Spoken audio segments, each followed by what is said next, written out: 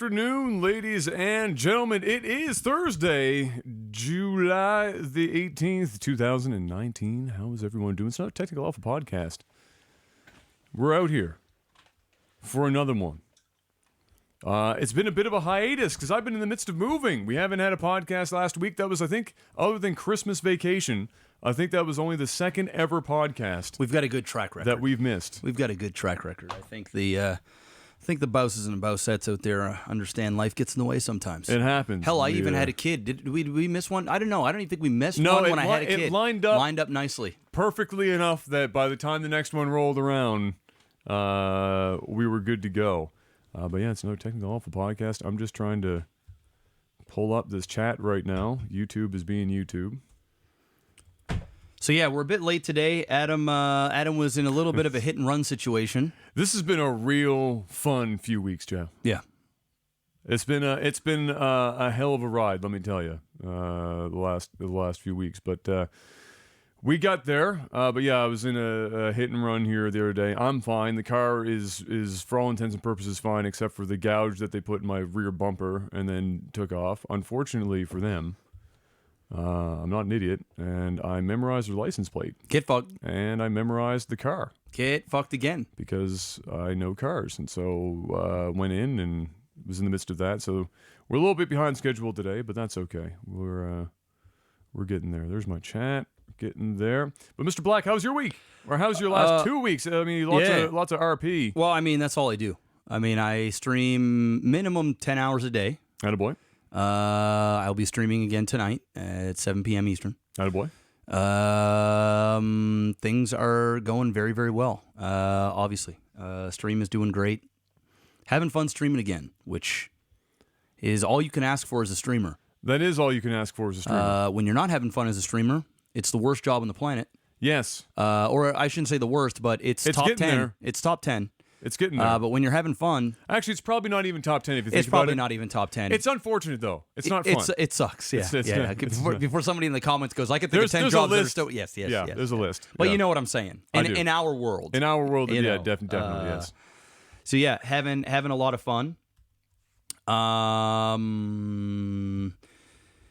Yeah, we might actually be going back to Twitch. I'm just going to go and say that. Yes, we might be, because at the end of the day, because OTT has taken over No Pixel in the last few weeks, the stream numbers have been huge, and lots of people expressing interest in the podcast. The problem is that when you try and get people to leave one website for another, it just doesn't happen. Yeah, and we can't directly host. So we had moved to YouTube originally because we knew the numbers would be higher because of the subscriber base and people getting notifications, and then and that did totally work out the way we planned it to. Yeah, we've probably averaged an extra 100 or 150 exactly. more. Yeah, so it's definitely worked, but we can't. We've now hit another plateau, and the only way to break that is to make use of the no pixel dream that's happening right now. Yeah, I mean, just today alone, I leave and got over 3,000 viewers, and imagine hosting over the podcast,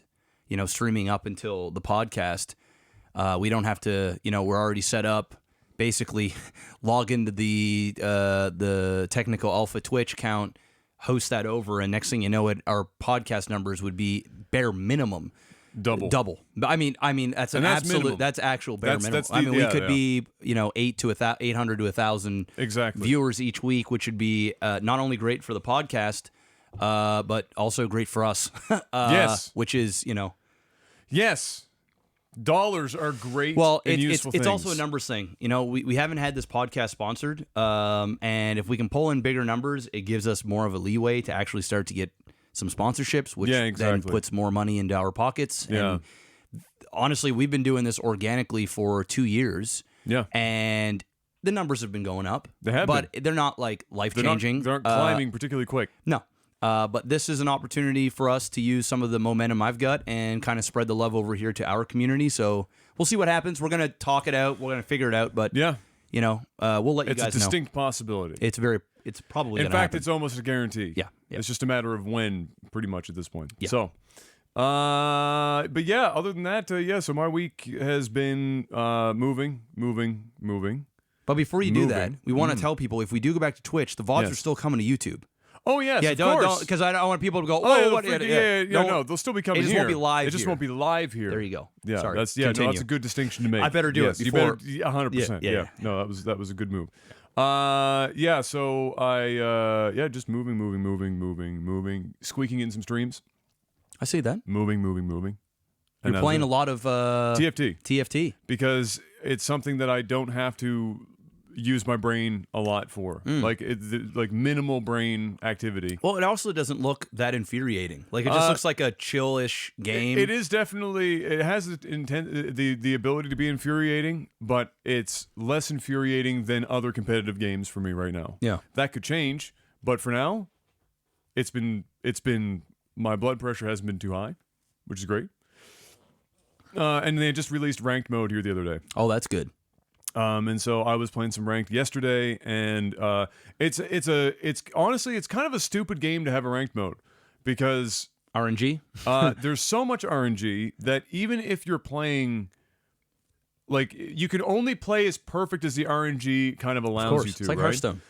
Because even if you wanted to, let's say, counterplay somebody else on that you're like, you're gonna have to go up against a certain build or something like that. It's great that you know what counters it, whether it's items or maybe certain champions or maybe positioning or whatever. But at the end of the day, you can only work with what you are given on that board in each round in terms of getting champions, and then the items that you receive. That's all you can do. You can only do so much. So once your knowledge is there, you can have peak knowledge. And then it's really you're just trying to beat the RNG machine as best as it's possible. a grinder. It's a grind game. And right? you can't beat RNG ultimately. So there will be games that you could play your board as perfectly as possible, and you're still going to get like 6th place, and there's nothing you can do about it. So it's an odd game to have. But it ranked. needs it. It needs it because people want that competitive thing. If it doesn't have it, it becomes an exhibition game, and we saw what happens like with Apex and shit. You need exactly. You need to have a ranking system. It's good that they have it. Same with Hearthstone. People want to be able to say that I'm X ranked. Exactly. Whatever. It gives them something to grind towards. Yeah. So, which all it means now is that in ranked mode, the first thing I noticed is that people don't want to experiment anymore. No, they got certain things they do, and that's it. They certain go meta, out, they grab like early game because of some of the mechanics that changed. And can I just say that Riot is fucking stupid? You can say that. Okay, Riot is fucking stupid. Some of the decisions that they make would honestly make anyone tilt their head and kind of look at them like, what? Why? Why would you do this? For example, it used to be that when you cleared like the PvE camps, like in rounds to get your items and stuff, like you might not get items, but you know what I mean. So you kill like the mobs, Yep, and you get your items. Okay. It used to be that when you killed them, you get the item automatically hopped itself into your items list. Now it comes up in a little question mark box, and you've got to use your little avatar and go run to pick the shit up. Yay! Gives you something to do, Adam. Keeps you busy. What does that add to the game? Nothing.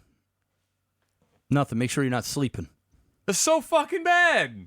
So it's like little shit like that, and then and they've made it even more snowbally now. Like it's even easier to snowball. So you'll notice if somebody has even a remotely good start, they're probably going to be in first place for the whole game. With the exception of somebody pulling out like a late game really powerful combination, they pretty much own the show. And that happened to me. There was a match where I won 19 or 20 rounds consecutively, and I inevitably won the game. There you go. I lost one early matchup when I didn't have like it was just one of those things. Sometimes you don't win, and then I literally won 20 straight rounds, and Maybe then won you're the just game. a god, Adam. Maybe you're just a god. And then the next game, I played the board as best as I could. Dummied. 7th place. There you go. And so it's a little weird. So the thing is, right now, is that the ranked mode is also really weird. A win is worth so many points; it's insane. You'll power up like 2 ladder positions in one win. You get first place. You come in like 7th place, you're losing 10 LP or some shit, or 8. And so it's a roller coaster out there right now. It's a grind, man. It's a new league grind. It's in a different form. Have fun. But it's something to do. I haven't changed how I play. I'm still not out here trying to meta and shit. I just go have some fun, Adam. I just go have some fun. Fuck if I it. win, I win. Put on So, some music. Have like, some fun. Bronze 3, which Skara is bronze 3, which should tell you just how fucked the system is right now. Well, there you go. There you go. Gaming news. The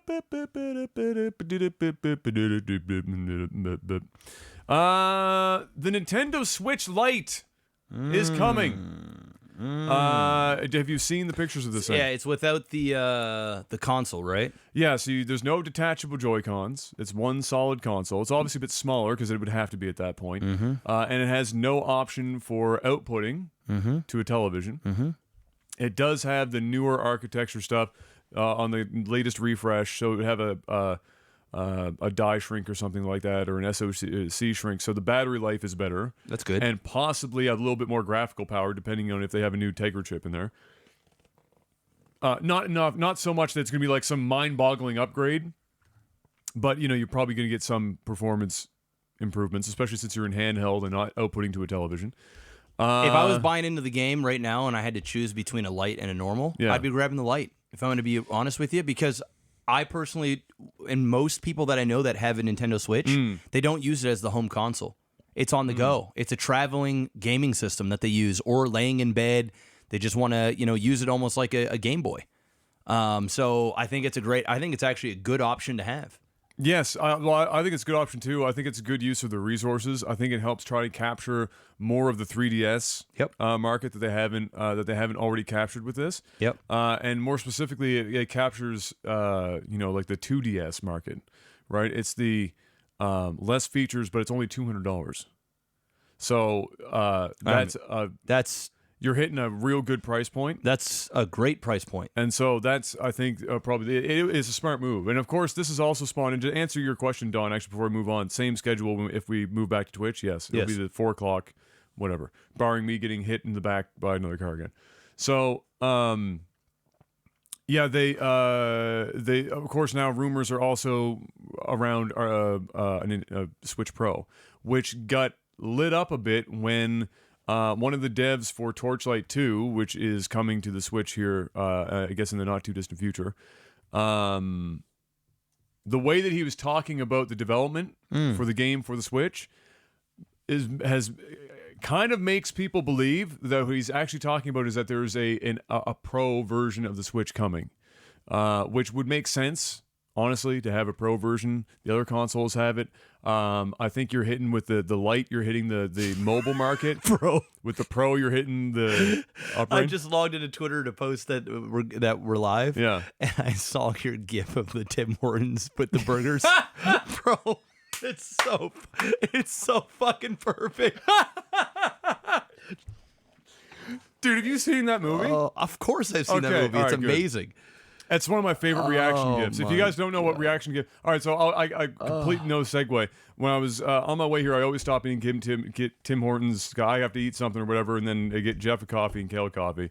And when I was in the lineup in the drive-through, I noticed on the board that they are now serving Beyond Meat hamburgers at Tim Hortons. And the fact that they were selling hamburgers at all at Tim Hortons was fucking wild to me. So I made this tweet like, what in the hell are the Americans doing to our fucking chain? I'm posting it in the chat right now so y'all can see what I'm talking. And there's the gif of what's his name? The actor's name? Fucking it's the guy who did the Disaster Artist. Yes. I'm so, dude. It's the thing when it comes to names, I'm so bad. I'm bad at it. Like, but if I'm not trying to think of it, I'll know it. Yeah, it's there. Yeah. Somebody in chat will say it. I don't care. Somebody in chat will say it. I think he's an underrated actor personally. He is super underrated. Yeah. So he, it's from the movie. It's from the movie The Interview, and he's James Franco. James Franco. That's it. Thank you. And he's doing the gif where he's standing up off the bench as like a response when they were having that argument in the movie, which is one of the funniest scenes in the movie. That whole movie, by the way. It's gold. It's gold, bro. It's gold. It's gold. Eminem coming out as gay is one of my favorite scenes in any movie. It's gold. Ever. It's a gold movie. Hector's rectum is real. Yep. It's one of my favorite lines. It's gold. So what you're saying is Hector's rectum is real. That fucking slays me, man. It's amazing. Anyway, so yeah, Beyond Meat Burger at Tim Hortons. Fuck. Sorry, you guys that are Americans, but fuck American companies buying our shit up and ruining it. Like Tim Hortons serving a hamburger is like some sacrilegious bullshit. You don't do that. So, do that. yeah. Anyway, back to the Switch. Yes. The Switch Pro. The Pro. So it makes sense. You get your Switch Lite, which they missed out on the opportunity to call it the Lite Switch. Probably. I can probably see why they didn't. Yeah, but at the same time, man, that's a great joke. It's pretty. I mean, cool. they named the thing the goddamn Wii U, bro. Does the Light Switch really I suppose that you're right. much worse? I suppose you're right. It sounds like an ambulance, or You got one of those light switches? exactly. People going into Home Depot asking for light switches. Could you imagine? Christmas time. Yeah, where's your light switch section? Grandparents going in. Where's the light switch? Well, if you go over to lighting, yeah. So anyway, I think it makes sense to have the light, which kind of focuses even more heavily on the people that just want the mobile aspect of it, and then to have the Pro is for the people that are spending more time docked at the TV. Yep. I think it makes a lot of sense. Perfect. And honestly, I think it just you phase out the mid one and just Oh, it's that's just it. Switch Those Pro. two options. Switch Pro. Yep. Switch Lite. That's it. Yep. And I wouldn't be surprised if that's inevitably what happens at some point. It's just a matter of when. Yeah. Right. Like we got the original. Yeah. Great. Awesome. Got people in love with it. Yes. Make a light, hit a Yes. whole new demographic, and then make the Pro a different other demographic. Yeah. You're catering to both sides. And then if they want the best of both worlds, you can either just get that if you don't want the Pro. Exactly. Or you just get the Pro and then you still have the best of both worlds. And okay, and so the other thing here is that the standard model is getting there's always refreshes. It's not they name it different, but there's refreshes as technology and stuff is changing and whatnot. So there's a shrink, like a die shrink or an SoC shrink. This will be the third refresh. So the original, the first send out of consoles, the battery life was like somewhere around 2.5 hours to like I think it was like 5 hours or something in handheld mode. And then the second one was a little bit longer, and then this next one is something like. Did you hear that? Am I hearing music? It sounded like music. I don't know where that would come from, but anyway. Okay. And then there's this newer one's like 5.5 to 9 hours, which is a substantial. That's like double. So they're saying that, or 5 to 9 hours. So they're saying that, for example, the example that they gave was Breath of the Wild would be 5.5 hours. And that's probably one of the more intensive games. Graphically the console intensive has. and shit. Yeah.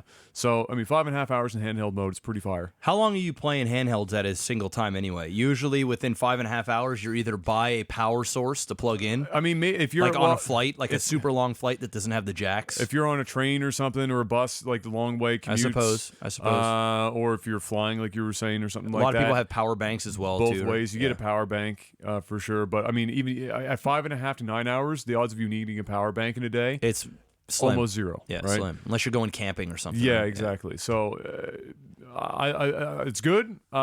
We don't know for sure what's happening if a Pro is a thing. I'm going to say it's an almost foregone conclusion. It's just unlikely to happen this year. We're probably going to see it maybe next year, something along those lines. Yep. But there you have it. It's something that the Nintendo should probably be advertising that the newer versions have such better battery life. But I guess in their position, since it's not like a full refresh, it's kind of hard to want to market that in any appreciable way. So it's just something that if you bought one now and it's a newer model, like you can go online, you can see the SKU numbers that will denote what version of the Switch. It's kind of like when you got like the old carts. It's like for the Nintendo N64. SP, right? There's a Nintendo SP 101 and then there's a Nintendo SP 001. And same with PlayStations and stuff like that. They all had their things where regions and stuff were a bit different, or how they played games were a bit different.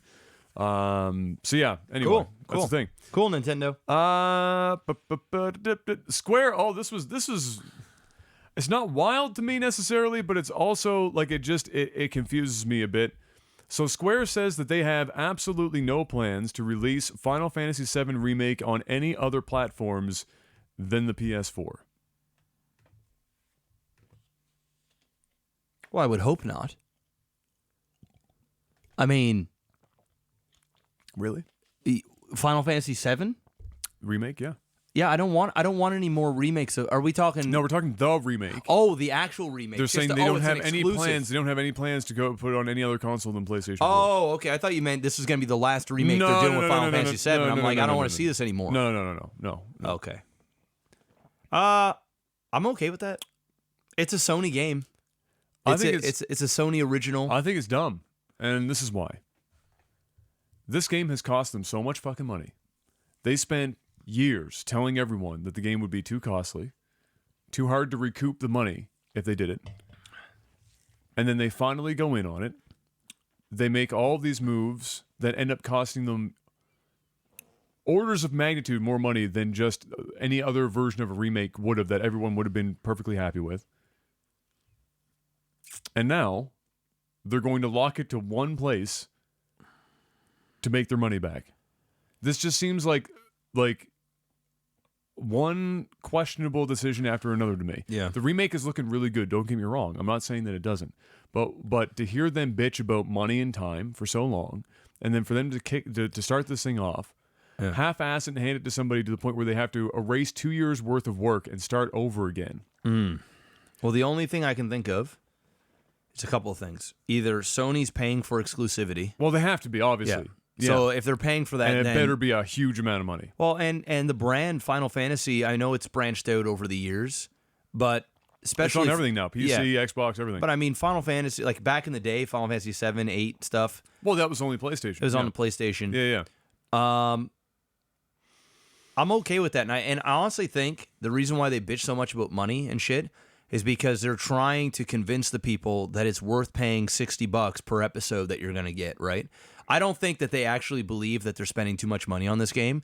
I think that's just a tactic that they're using to make the consumer feel. Well, they were saying this long before they even started making it, but this is playing the long game. They knew what the fuck they were playing the long game. 100%. Dude, these companies, they don't plan this shit out and go, oh yeah, we're just going to. They knew what they were doing since the moment they greenlit this shit on the back end. And my thing is they're playing on the heartstrings, because if you come out and you just go, hey, guess what, $60 an episode, get fucked. You know, what else can they say? The only things that they can say is it's going to be so much more than the original Final Fantasy VII. Then you're going to have people that are going to go, I don't want more than the original Final Fantasy VII. I just want Final Fantasy VII remade. So they can't really play that card. All they can do is say, listen, we're recreating this game and all the things that you love from the newest titles that you've come to know and love today, but we're keeping the heart of Final Fantasy VII there, and it's costing us a fuck ton of money, so much so that we have to do it in episodic things, and now it's going to cost you this much. I think that was just a play. I think it was a smart play, business decision wise, to whine and complain about it, because then you're going to get people that are going to argue on podcasts about. Yeah. Well, you know how expensive games are to make. Well, yeah, of course, but that sounds like a you problem, not a me problem. Yeah. And the thing is they're trying to make it seem like it's their problem, but we're going to help them out. Like we're part of this with them. You know, they're doing us the honors of creating something, and so we just got to get on board with going the extra mile. So, my guess is Sony's paying a buttload of money. It's got to be a huge amount of money, right? Yeah. And another thing is they're probably paying it because the new consoles are coming out and they want to keep people on PlayStation, which would be another smart play as well. They don't want people going out and buying Xboxes or not getting rid of their Xboxes or getting rid of their Xboxes so they can continue to keep playing Sony products. We're on the bounds of probably, honestly, I know it's going to be controversial, but I think this is going to, this console right here, this PS5 and the Xbox Scorpion or whatever it is, I think this is going to be the last official console, that console wars that we're going to get as we know it.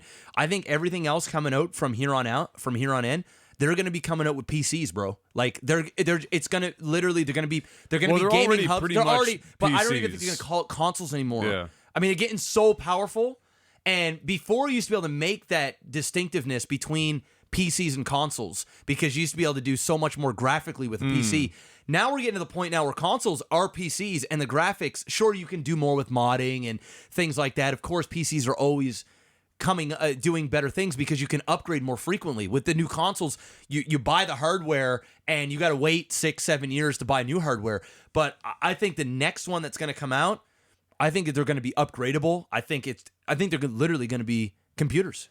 And so I don't disagree with you entirely, but I think instead of it going that route, I think it's just going to be because cloud gaming and stuff is, by the time these things phase out. That's true too. Yep. So you're looking at PlayStation 5 earliest end of next year. Yep.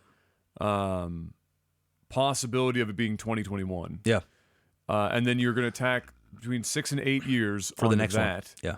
And then look at where we're already seeing cloud gaming start to come into it with Microsoft's Azure servers. Yep. And the Stadia. Google Stadia thing and everything. Give that another. That's almost a decade there.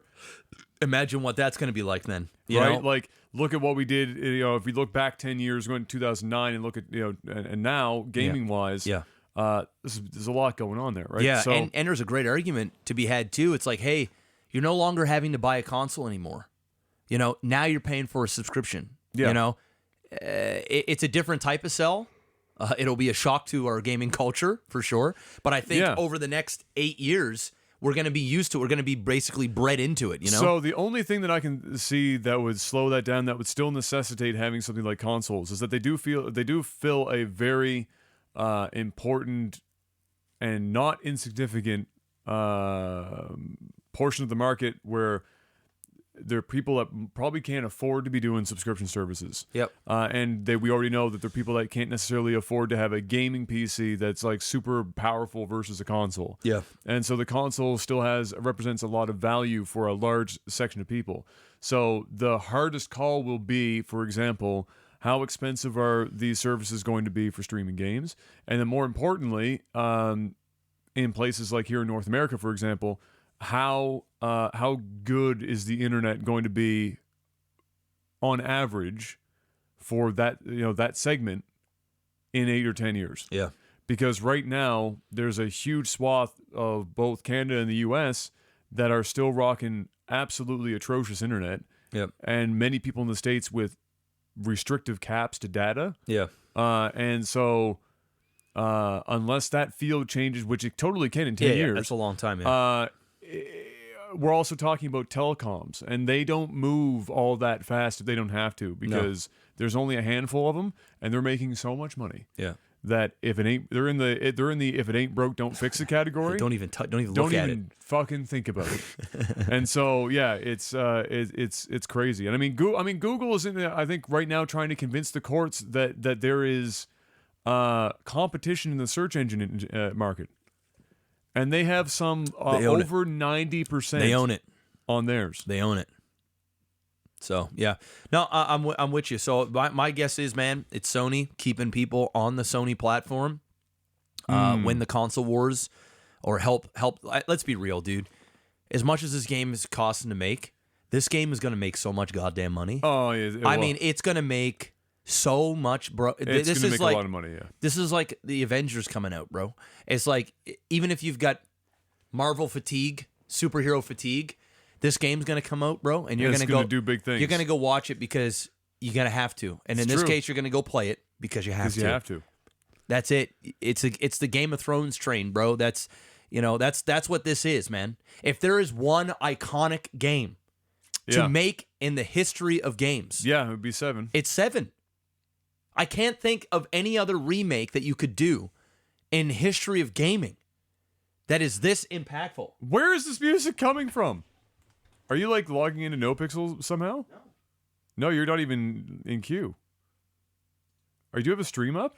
No, that was just my... Where is this music coming from? I don't even know if it's something the stream can hear. Oh, no, they would definitely say something. My headphones aren't even on loud. Weird, bro. That's wacky, bro. Don't know where it's coming from. It's wacky, but yeah, there's no other game I can think of that people have wanted a remake of more than Final Fantasy VII. There's the entire culture of remaking video games almost centered around Final Fantasy VII for a long time. Yes. Right? And the amount of interest that was generated around that certainly had to have had a major impact in just how much other remakes of other games.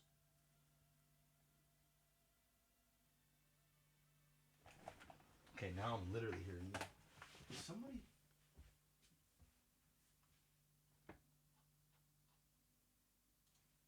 Discord? That's what I was thinking, but... Did you hear that? That was the music from like a fucking Red Dead Redemption. Dude, I'm not even saying, I literally have no idea. Like, I had Streamlabs up, so unless somebody was donating music Maybe? Amazing. Oh, they heard it now. Okay. What the actual That was... living fuck? That is so confusing, dude. My phone's right here. It's not my phone. All right. Room's haunted with video game music. Yeah, I think it had to have had a major impact in how the rest of all this remake culture has cropped up, and now we're seeing remakes of all sorts of stuff, or more specifically, I guess, or more frequently, remasters. Yes. But similar vein, right? I mean, it's really expensive to remake a game, but remastering it has been very popular, and I think a lot of that had to be on the back of just seeing how much people wanted to see Final Fantasy VII, Yep. and then it kind of spilled from there. Because as soon as everyone was getting excited about that, it was like, man, Final Fantasy VII is great, but what if we also had this over here? Exactly. Or what if we had this over And here? for the longest time, I think Sony's actually done something right where they've waited. They could have done this remake 5 years ago, Yeah. 3 years ago, 2 years ago, but now it's coming at the point where new consoles are coming out. We've reached the pinnacle of what you can do with remaking. Now they're remaking a game in a way. It's like the Lion King remake that's happening right now. It's a complete remake, but it's a totally new vision of the original. Yes. And you're looking at it and going, wow, this looks crazy. Actually, a more re-envisioning of the original is Mulan, which we'll probably end up talking about the trailer for that. That looked pretty dope too. That's actually such a hardcore reimagining. It's almost not even. Almost not even the same thing. Yeah. Yeah. No, it looks cool. I mean, listen, they're gonna have my money. I'm not happy about it, Yes. but they're gonna have my money. It's like a meth addiction. Yes. I know. I'm not happy about it, but here I am. I need it. Give me the meth. Gears of War 5 will cut all depictions of smoking after concerns were raised by a youth anti-tobacco organization. So I want to say this again.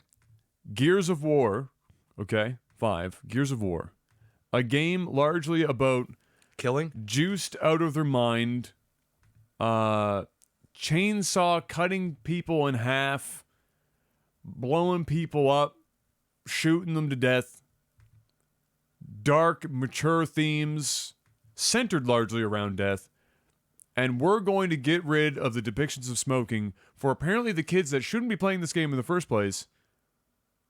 You know, we don't want to influence them when they see, I don't even know if Marcus Phoenix is even alive anymore. He's probably dead in these games.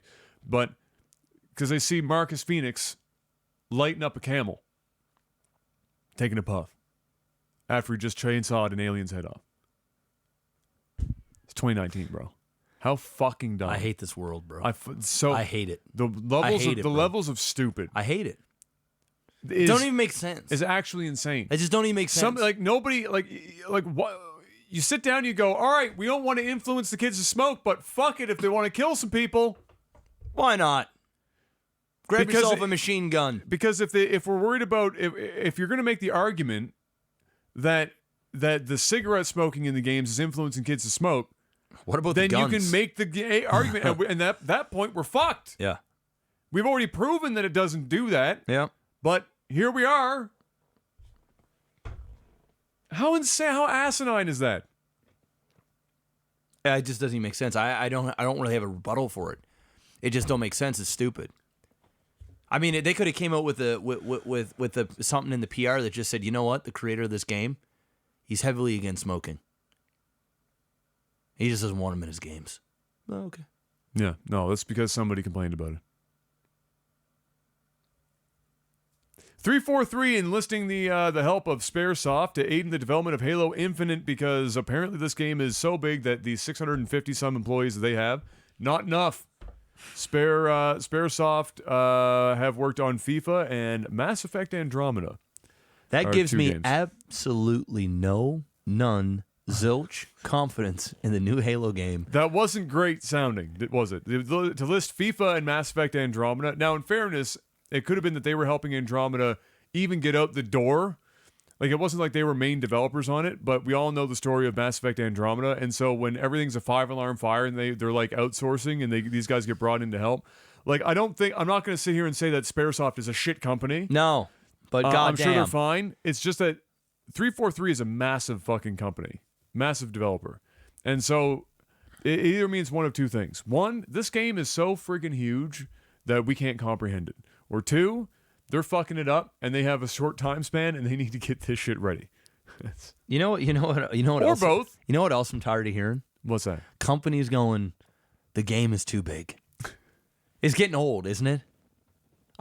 Well, they're not saying it's too big. I'm just saying that I'm making the assumption as to why they would be bringing in Okay, because with so many employees under their belt. Because I'm hearing shit a lot now where the game is massive, it's huge, And full of nothing. and full of literally, dude. How many games have come out where they're supposed to be this big fucking thing, and they feel so small?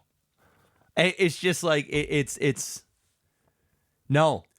It's you get this big open world and you have nothing in between point A and point B, and so it's nice to go out and explore. It's just canvas, but it's all the same shit over and over. It's the same. You see the same chipsets, the same 6 houses scattered all over the place, but instead in one area of the map, some's got moss growing on the side.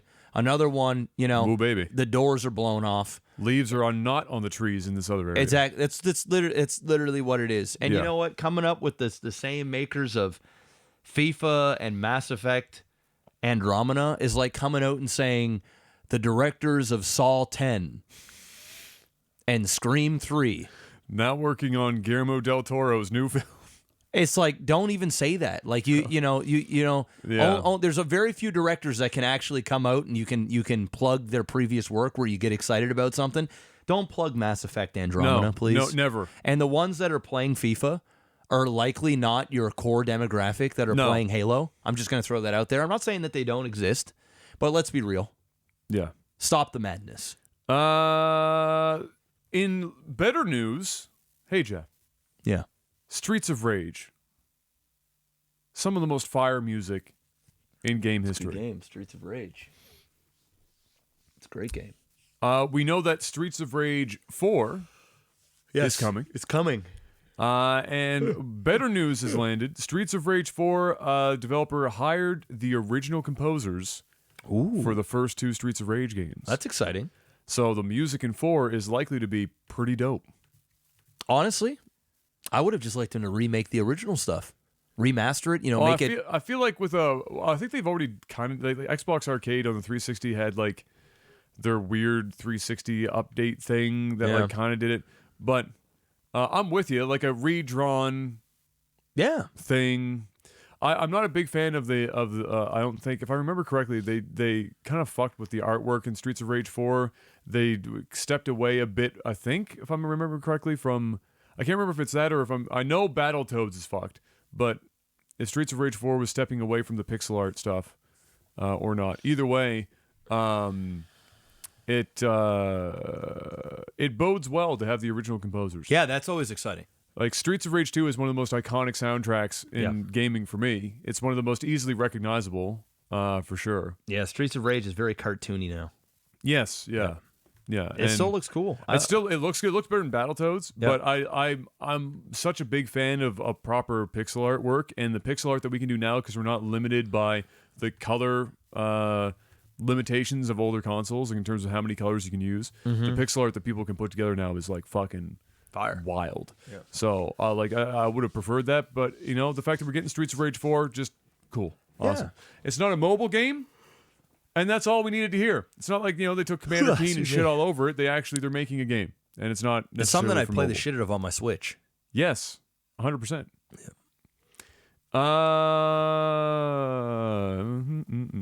Oh, here's the biggest meme of the last 2 weeks.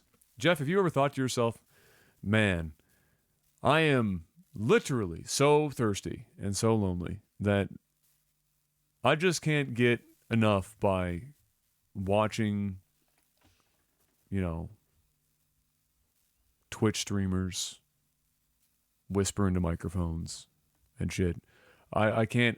My bank account's getting thin because I have so many lewd Patreon supports that I've got right now. But I need something else. I need something tangible. Oh, stepping it up. I need something a little bit more tangible. Physical. Something you can touch. Physical. Something you can touch. How about gamer girl bathwater?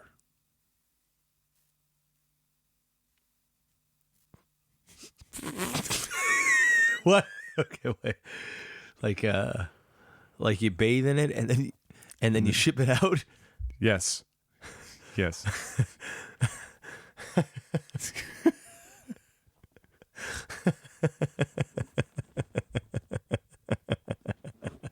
Yes. Exactly that. Fill me up. Fill. I mean, how much? What fucking world do we live in anymore? Well, how much White Knight bucks do you think you could get for a 600 milliliter bottle Holy shit! of Gamer Girl bathwater? How much? Seriously, like, what do you think a good price? It's gotta be a 2-to-1 ratio. Oh man. So, some 19-year-old chick called Belle Delphine This is so stupid. is selling her Gamer Girl bathwater. She has got 4.2 million Instagram followers, Oh my god. 4,000 patrons. Oh my god. Is she really that hard up for money? I mean, I don't think she's hard up for money with 4,000 patrons and 4.2 million Instagram followers. 4.2 million Instagram followers. She posts one post. It's like for 100 G's. Yes, she's not hurting for much. 19, she's already retired.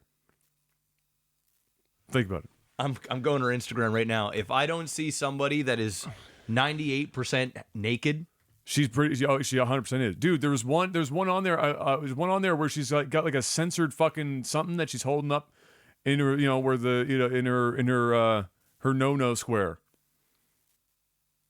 yikes. Yeah, it's definitely some yikes. You know in what there. this is though? This is man, This is like some of that weird fetish shit. Yes. You know, this girl here, she's playing on She that. knows exactly what she's doing. Yeah, she's playing that weird. I'm not actually going to harp on her. I think that selling Gamer Girl bathwater might be one of the most fucking 400 IQ plays I've ever heard in my life. Is it fucking weird? You're goddamn right it is. Is it one of the smartest things I've ever heard of because you know it's going to sell like crazy? And by the way, it has? Yes. Yes. Yes, it's genius. There's like fucking the internet, man. There's like this is a entire weird... markets for like used bra and panties for the same reason. But she's just bottling bathwater. But here's where the twist comes in. M. Night Shyamalan coming hot and fresh. Somebody allegedly who is a lab worker. I'm going down the rabbit hole. I'm going down the rabbit hole. Don't get too far down. There's the bath. Yeah. Where is this? Allegedly, a lab worker with access to an analyzer discovered no DNA in the water that they received. Dun dun dun dun. Of any kind. Oh, no. Your ass only has to be in that water for like fucking microseconds before any amount of water pulled out of there. Whoa. What are you looking at? Bro. Okay, so I'm going to read this post here. All right. Did you go to this one? No, I didn't actually click on any post specifically. I am selling bathwater one last time. Okay. Except this time, it's enough to drown in. If you're extra thirsty, then look no further. You also get a custom video of me bathing in the tub that I send you. And you want to know how much it is? $10,000. And here, wait, there's more. Sold out. No. Adam. No. Oh, it's a $10,000 tier too. Sold out. No. Why did I come here? No. And say, I got to check the bank account. No. I got to see if I got enough. I got to get me some bathwater. No. Stop. Oh, it's sold out. Stop. Oh, fuck. Wow. Missed opportunity. Damn it. Just, you know, I was about to fuck Kai's graduation just fund. all gone out the window. Here you go. College fund's gone, bro. I got nothing for you when you graduate high school. The early neckbeard gets the bathwater, Jeff. That's how the saying goes. It's as old as time. Dude, she has got 4,374 Patreons. Oh, she's one of these. You get private images and stuff. Well, no, dude, she's selling fucking bathwater. Bro. What did you expect? $10,000 tier.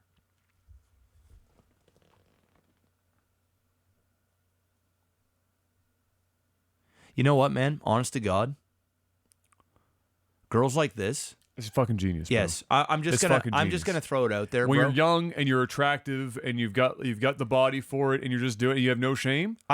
Fuck it. I actually, dude, like fuck it. This is so over the top, and it's brilliant. And she's making so much money. I have no choice but to respect this grind. You gotta respect it. On a whole nother level of hustle. I feel bad for the guys getting memed on. I don't. Fuck them. Well, actually, that's a lie. I don't. You know what? That's on them. If they're getting bathwater and it's what makes them happy, great. Nobody's got a gun to any of these people's heads saying buy this $10,000 bathe water. No. But they're doing it. They are.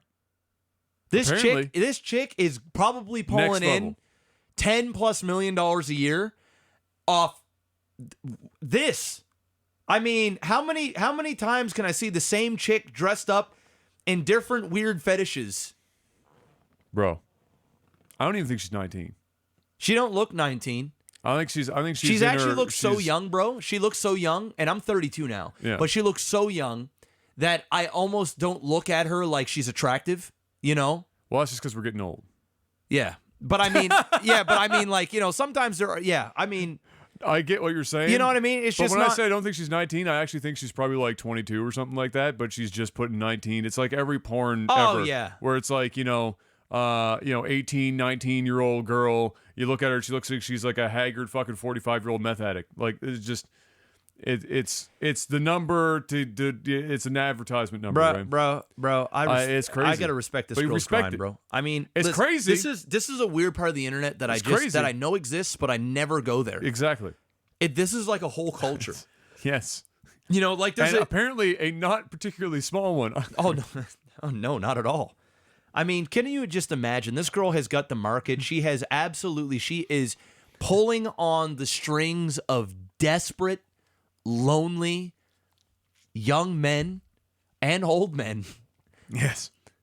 And she is playing them to the nines, to the point where she's selling bathwater for 10 grand and she's sold out. How do you sell out a bathwater? Apparently very easily. This bitch needs to shower more. You know what happened if I sat my ass in some bath water and took a picture of it? I get sued.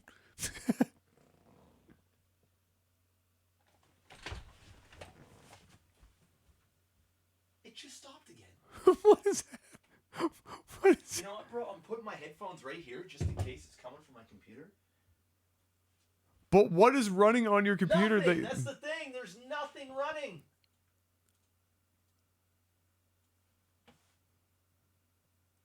Like, let me close out no pixel, but there's nothing running. It's so weird, bro. It's like weird. Super faint. Yes, and it only lasts like 3 seconds, and then it goes away. I don't know. God, I wonder, Adam.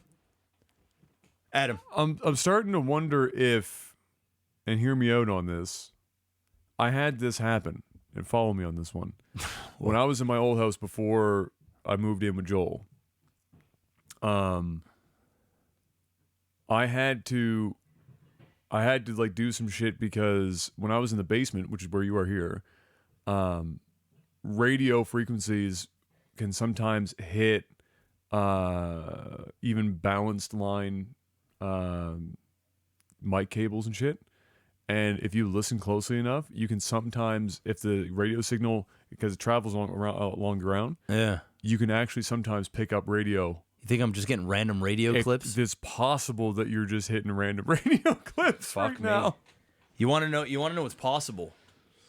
You getting yoked out of your mind, sitting in some water, and selling that shit.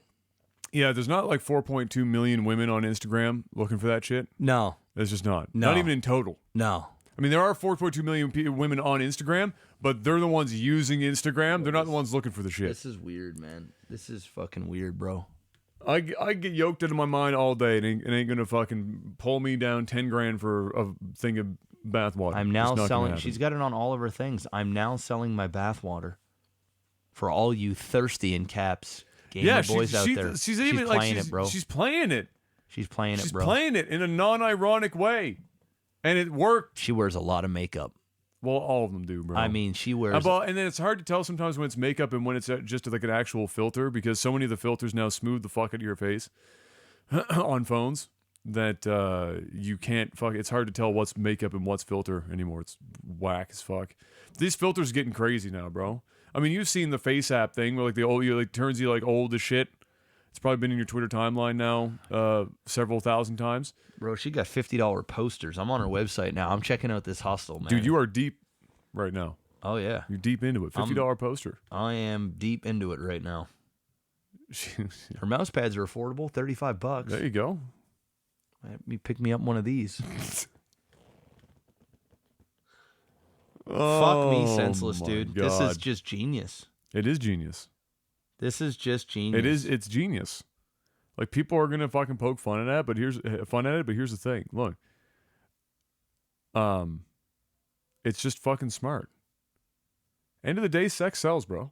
Oh, this is selling heavy. And she's not even selling like particularly crazy shit. I mean, Jesus Christ. I mean, look at the goddamn Twitter. Like, does she do porn? I mean, that's about. I mean, look at the banner, and she looks 10, which is weird. The answer to that is she probably does if you pay her enough money. Fair. I mean, I'd rather pay for the porn, yes, than the bathwater. If I'm going to be honest with you. Yeah, I would say most people would, as well. And somebody went and tested this bathwater. They found no DNA. That allegedly, yes, somebody who had access to an analyzer took it into the lab and said, "Here's the thing. Here's the funny thing is that if this is the case, in fact, where she's just selling regular ass water, she gets sued." You better start putting some DNA in there. You better just start dip, actually. Well, just dip your ass cheeks peeing in her a little bit. It's a lose-lose, right? If you give bathwater, somebody only needs a little bit. This sentence is going to sound fucking out there, but they can actually just sequence your DNA. Okay, so that's probably not the smartest thing somebody can do. Is just send out a whack of their DNA for free. I suppose that sounds like a bad idea. However, here we are. Somebody drank it and went to the hospital. News article. What happened? I mean, let's be real. Stop the madness. They could probably drank that and then pretended they were sick to try and sue this bitch. But why? But yeah, they're not going to win that fucking argument. Hell no. The judge is going to go, hold up. You bought somebody's bathwater? That's just supposed to be dirty. And then they're going to follow it up with, and then you drank it? Motherfucker, you're stupid. Yeah, you're dumb. Get out of my courtroom. You're dumb. Oh, man. Get out of my courtroom. I mean, just the PR alone from doing this is just going to put money in your pocket regardless. So, I mean, it's a win-win-win. She's, like I said, she's already retired, bro. She's 19. Somewhere between 19 and 22, my guess. I don't think she's 19. Yeah. I don't think she's 19. Yeah. Just like nobody you've ever seen done porn, actually 19. Hell no. 37 years old. First-time virgin. Hot dog down the hallway. Yeah. That's literally it.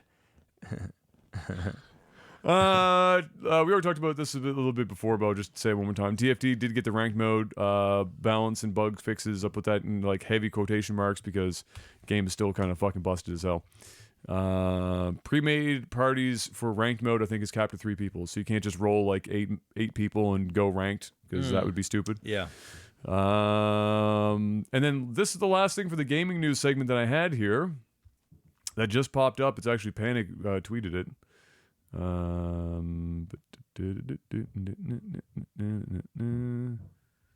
need to go to this link. Why isn't it an actual link? I have to fucking highlight this thing. It's related to Overwatch League. So Overwatch League just instated this weird, and I mean weird. I'm not following why anyone would have thought this was a good idea. Like, I kind of do. Like, I get it. Like, on one hand, I'll explain why here in a second. But, okay. Overwatch League. It's called Roll Lock. All compositions are... So, the composition of your team has to be 2 damage heroes, 2 tanks, and 2 supports. You don't have a choice to do any other kind of build. That's all you can do. Okay. Players cannot change roles during a map, but they can change heroes within the role. So you can't go from being a tank to a support, but you can change what tank you are. Players can change roles between maps. So when you finish a map, you go to the next one. Now you can change roles to go from, like, let's say, a tank to a support, etc., etc. And then finally, facing stage, players will be seated as 2 damage, 2 tanks, and 2 supports. So it's a hard nope for me, Adam. It's a hard nope. So here's why I think they're doing it. I don't know. I know you haven't followed Overwatch League much. I haven't really followed it much either. But I know enough that a composition called GOATs has been a problem of sorts for Overwatch League for a while. It's a very specific build of heroes that is like the most efficient, and so if your team is good at that composition, like you have players that are good with those heroes, then you're gonna do very well. If you don't, you're fucked, and that's it. There's no anything that you can do. So, this is, I guess, a method. I guess they're trying to use to circumvent that in some way, perhaps. If that's not the reason, I have no idea why else they would do it. I think this is stupid. It's hyper restrictive. I think it's already going to make a bad situation worse for Overwatch League. Overwatch League is we've already talked about it, like artificially inflating viewer numbers, the possibility of them using bots and stuff to make up for it. Things like Overwatch that. bot now, huh? Yeah, like there's Bebop, beep, beep, bop, bebop. So there's, they're already on some shaky ground. Bebop, bop, bop, bebop. So this is not likely to help. But yeah, it's fucking. I think it's stupid. I think it's stupid, Bro. I think it's stupid. Blizzard competitive gaming Dead. Yeah. Dead. It's over, bud. You didn't adapt. No. You fucking your games. You fired all the good people. It's over. It's done. It's okay. You got WoW. Go home. You got Hearthstone. You're still making money. Go make your mobile games. Competitive Blizzard games. It's over. It's coming from my headphones. And it's random, bro. It just went away. Dude, that's crazy. And it's all different songs. Yeah. Did it sound like a song you recognize? No. But I think there's a possibility that's what it is. Oh well. It is what it is. This is stupid. Yeah. It's just stupid, bro. It is stupid. Well, if you don't want people using a specific build, then just ban the build. Then just say you can't do this build. Or, try and... or balance your game. Make some hero changes, some balance changes to, like, that too. This is just dumb. And maybe they're going for that, but, but what are they going to do? They're going to instate this, then make the changes, then take this off? Like, I have no idea, but it's a bad move. It's over. It's over. It's over, bud. Jeff, plug us a little bit, would you? Movies and TV. Before the movies and TV, plug us a bit. Patreon.com/legtv. Mm-hmm. Head on over there. I don't know what Patreon's at right now, but let me go swing over here and check. It's 2.7 something. Let me go over here and check it out. We're at 27.68, so we're still holding strong, man. Big thank you everybody that's showing love. Love to see us get back to the 3K hype. I love when people hide how much they make on Patreon. Oh, it's stupid. Well, I mean, they don't want... Dude, you want to know what's crazy? So there's been a shift on Twitch, okay? And it's wild to see it. Everyone's showing how many subs they have. Everybody shows it now. Mm-hmm. Because... It used to be something where you didn't because you were afraid people wouldn't sub anymore. Exactly. Now it's the opposite. Now it's the opposite. People want to see those numbers up. People want to see the numbers go up. Yeah. So... I've been displaying mine for a while now for that reason. Yeah, if you didn't, I bet you'd have much less. Yeah. Or it wouldn't be the sub bombs wouldn't happen as frequently. It's another number for people to pump up. Exactly. It's a game within itself. It's so crazy how things change. And you know what? Twitch did this, and this is like one of the smartest things that Twitch has done is the whole gifting of subs. And we've talked about this before where they're tapping into donations. Donations go way down. It was like an instant 30%. Yeah, because they're taking a big cut, in some cases 50%. 50%, yeah. instead of somebody donating that would normally, because I have plenty, Bypass them I have entirely. plenty of people on my stream that usually would donate, but now they're opting to do gifted subs instead. Yeah. I'm not complaining because it's great. No, it's smart for Twitch though. But Twitch has done this. They literally flipped the script, and it's to the point now where it's cool to show your number. And Patreon has not got there yet. Patreon people, for some reason, they don't think. A lot of people just don't want people to know. I mean, listen, it's their right to not show people how much they're making, because you know how people are. But it is funny to see the different mentality there are for different platforms. It's changed wildly. Yeah. Because there is like a point in which people will sometimes feel like they don't want to gift subs or sub or tip a streamer or something like that, because they just feel like it's pissing in the wind. Yeah. Like it's a drop in the proverbial bucket. Yeah. It doesn't make a difference. But so if why do everybody it? had that mentality, Then you you'd wouldn't make anything. So right? it's a really weird psychology thing, and you know, gamification of anything is done for a reason, and it's because people are more likely to be engaged with it. Goals are meant to if be it broken. is. It's just one of those things, right? So I started showing my total sub number on stream, and It helps. Yeah, it definitely. People will it's try to keep definitely- you above a certain amount. it definitely helps, and it's not like my community wasn't already like super fucking crazy supportive.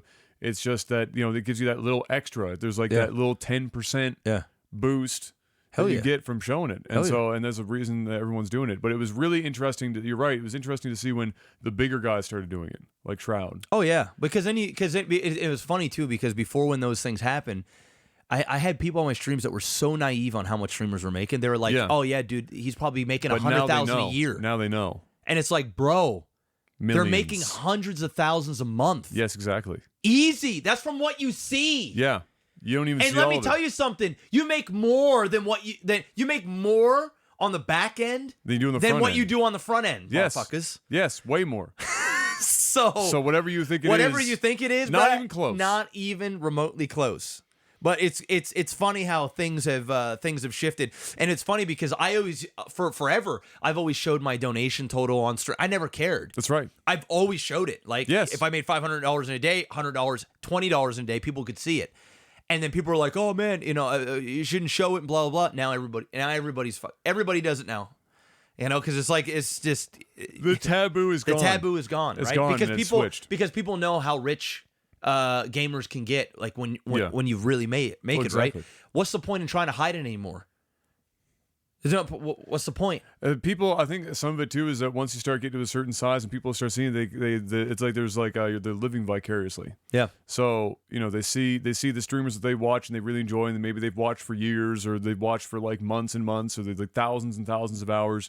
You know, you become part of the community, and then it's like if the streamer's doing well, it's like the community is doing well. Yeah. And so it's like everyone's banding together. Yep. To make that happen, and so it becomes like this communal thing to try and you know, lift up the streamer no matter how much money they're already making. Yeah. And it just snowballs based on the size of your Size of your community. stream. The more viewers you have, the bigger Yeah. the snowball gets, right? Exactly. I mean, it's great. It's wonderful, and it definitely shows. You can really see like how close your community is by how much support you get. You know what I mean?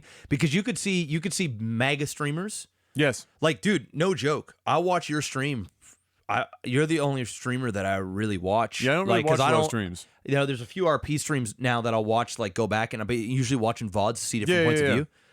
But like, I see the support you get. A lot of times, bro, it's bigger than fucking streams that are. I have like 80. I have like 80 viewers, and I'm getting more support than people that have like thousands of viewers. Oh, big time. Yeah. And you can see it because it's all about the connection and the how close you are with the community. Yeah. And it's crazy to see a stream that'll get together to support the individual that they watch on a regular basis. It's there are several avenues in which a streamer can take to make substantial amounts of money or good money. Yeah. I'm not winning the goddamn lottery on Twitch, but I'm doing well enough.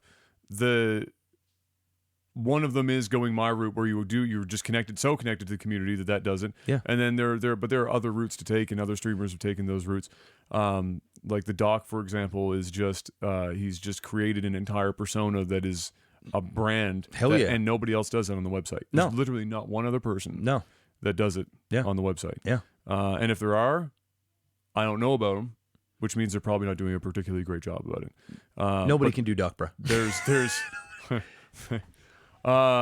so there are different avenues to take, but it's true, there is a lot of psychology that you could look at in terms of how to monetize streams and content creation. And then, like you said before, the platforms vary. Like YouTube wants everything for free Yep. forever, Yeah. regardless of how much time you put into it. Yep. They just don't fucking care. They want everything. They want your home. They want your car. They want your firstborn. The shirt off your back. They Yeah. want everything that you've ever had, and then they still want you to make all the shit for them. And then you know what for they'll do at free the end of it? They'll forever. dislike and your then they'll video. still complain about it Yeah. if it isn't exactly how Thumbs they want down, it to be. bitch. That is a weird fucking YouTube specific thing. Yep. And it's not that everyone on the platform is like that, but that's the majority. It's of the because there's no connection making. But that's the engagement that you get a lot. Exactly. Yeah. And that's what makes YouTube so difficult as a platform right now. And of course YouTube running double ads now, which is pretty fucking hilarious. And annoying. Yeah. So yeah, patreon.com/LagTV. Don't ask how we got to where we got. I don't remember. You said Patreon not showing the amounts of money. Oh, that's right. Yeah. There you go. So we're at 2,700. We're working our way back up to 3K. So that's where we're at. Hit that like button if you're watching on YouTube. Leave a review if you're watching on iTunes or any other platform that you currently are listening on. And what other plugs are there? That's pretty much it. Yeah. Really. Oh, Technical Alpha 2. Oh yes, of course. Clips Go channel. to the Clips channel. Yeah, Link which is in the description. Life's a Glitch TV 2 is Yep. the YouTube channel, Yes. and then but it is the Tech Alpha Clips channel as of now. And so if you want to be able to share with friends, etc., more easily topics that we talk about here, we tend to clip somewhere between 3 and 5 of them every week, depending on the week. Sometimes we have more than others. Yep. And it's an easy way for you to digest that stuff and share it as well, so you can check that out. Now it's time for movies and TV. Let's do it. Movies and TV. Netflix added in this quarter 2.7 million users, which sounds like a lot, but that's down from 5.5 million they had last year at this time. And significantly less, and far more importantly here, significantly below the 5 million they forecasted. So they came up short 2.3 million users. It's called users. Disney. It's And come September. and a lot of other platforms. Yes. Like they're losing shit to everyone. Bro, wait till Disney goes live So- with their streaming platform. A bad one here was, they lost Friends and The Office. Yep. And it's gone. And all of Marvel shit. All Disney shit. All of it. So they, I didn't see numbers for Friends, but The Office went to NBC's streaming service for $100 million a year for 5 years. That's how much that show is worth.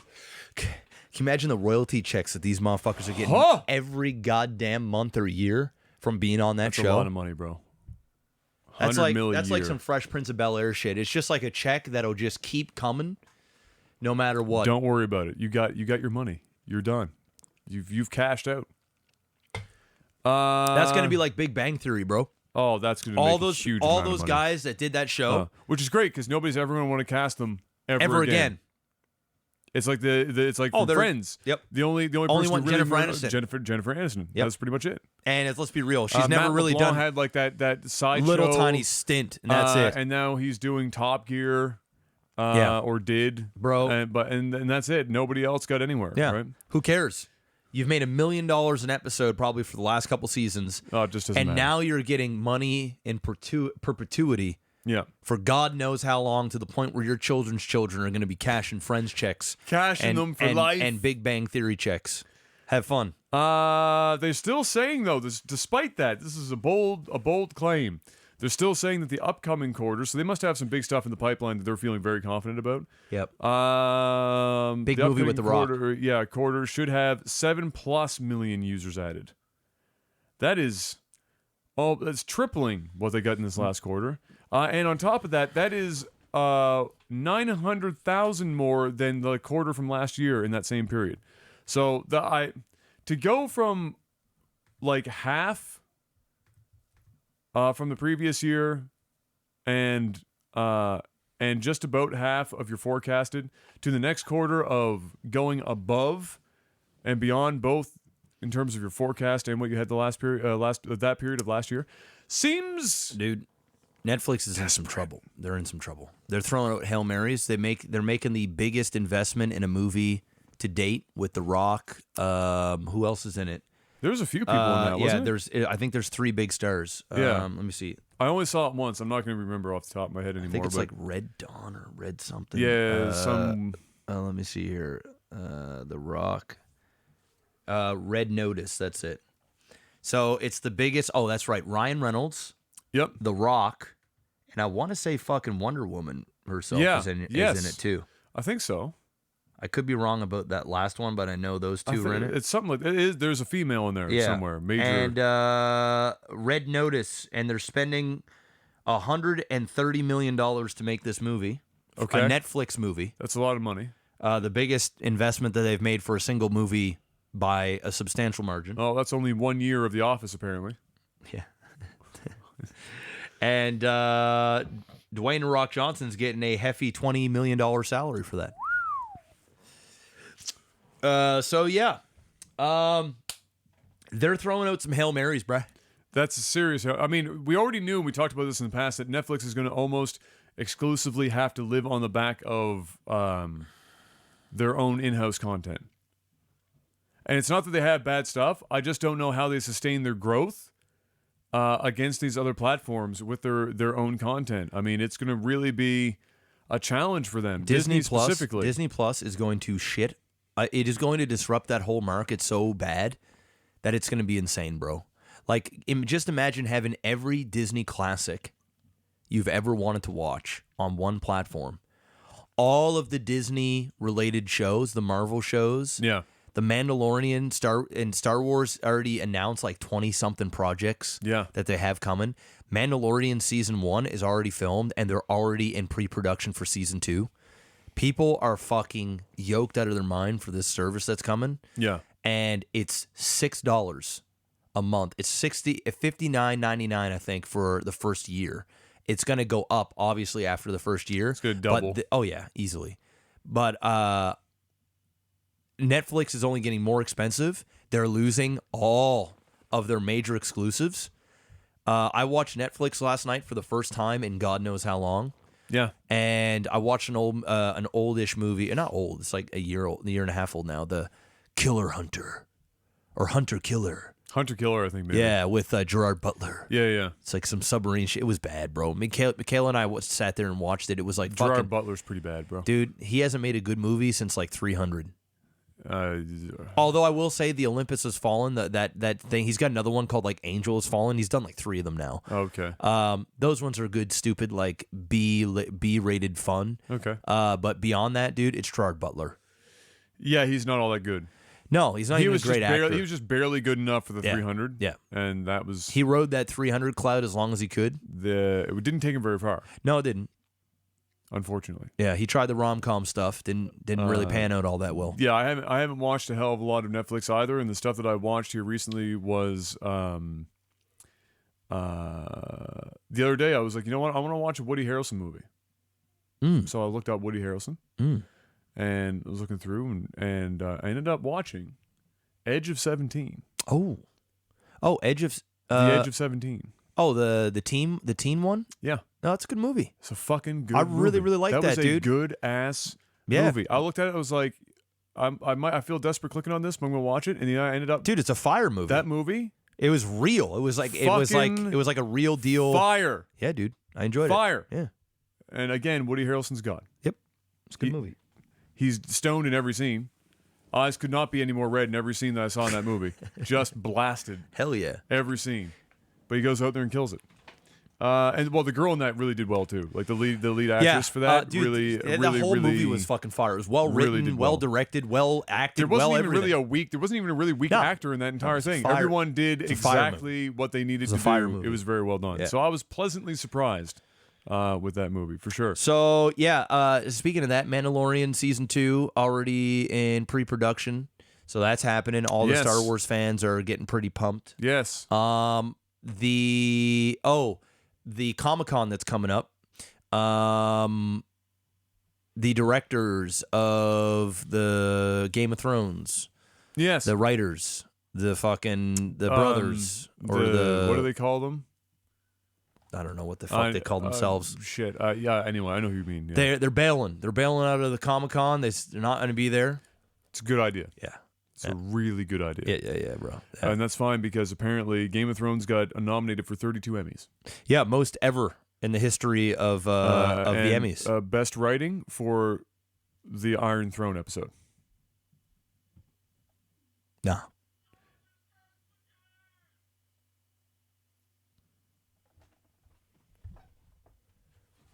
Do I have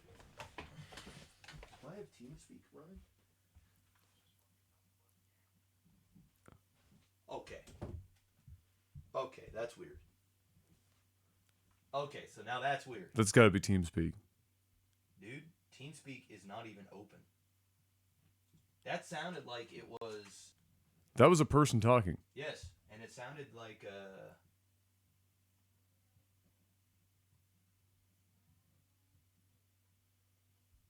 What is even happening? I don't. TeamSpeak's not even running. Yeah, Jeff is currently in the task manager.